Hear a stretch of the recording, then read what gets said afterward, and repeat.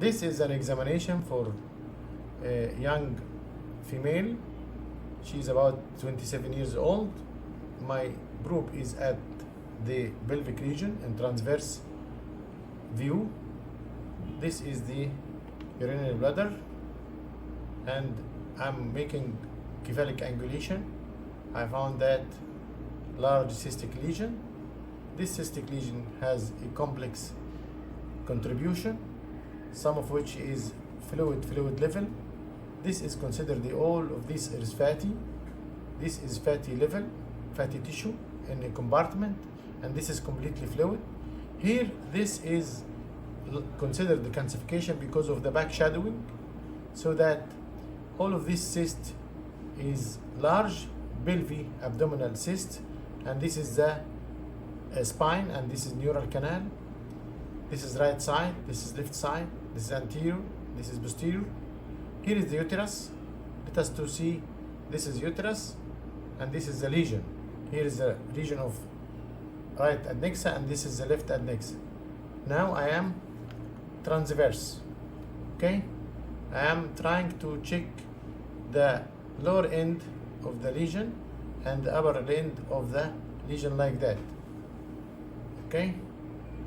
This is that complex cystic lesion with calcification and fat contribution, and I think in this to be a dermoid, but here in Doppler there is no significant findings. Here also there is some calcifications and some back shadowing. Okay, this is the uterus. Let us to go to longitudinal scan. This longitudinal scan, this is the vagina, cervix, uterus. And uterus is good. Uterus is good.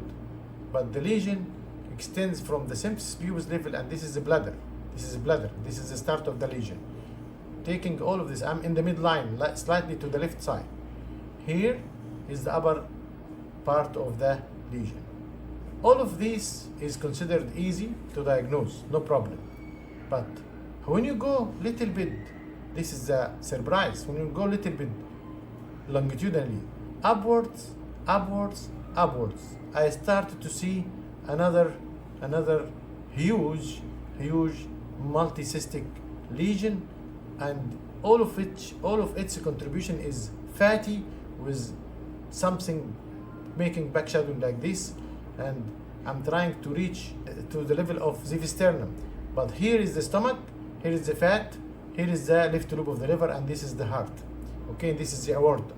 I am passing longitudinally in the midline, slightly to the left, from upwards now, downward. This is the lesion. Okay, all of that lesion is completely fatty and compartment, and also another compartments like that, complex contribution like this. Here is some bowel, and here is the colon. Okay, this is colon, and this is the other lesion, the upper border of the pelvic abdominal lesion. That means you have two big lesions, two huge lesions. One is pelvic abdominal, and arising from the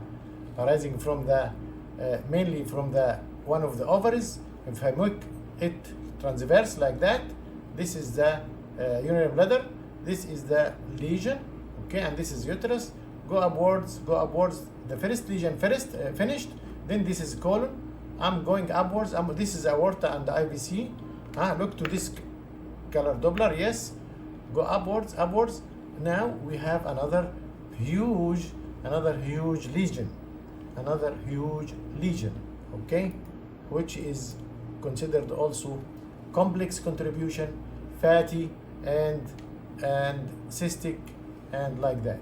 It is neoplastic, sure. We have two main lesions related to each other. We will study what is that, and we will explain its differential diagnosis. But when you have patient like that, you should think, is it arising from the kidney? No. Now I'm in the left aspect of the abdomen. Check the left kidney. This is the left kidney is completely free, and it is not dilated or any other masses within the kidney. The spleen is good. That means this lesion is likely mesenteric in the left aspect of the abdomen. If you go to the other side, right side, all is free, completely free. These are the muscles. These are the colon. Other kidney here is good. Liver is good. Liver is good. Some gel. Here is the liver and the gallbladder, nothing to be significant. Now, our conclusion that this is aorta, our IVC, and this is spine. All of this is the lesion on the left aspect of the mesenteric region or the left abdominal region, and there is another one here. Now we will explain what its differential diagnosis in the next video.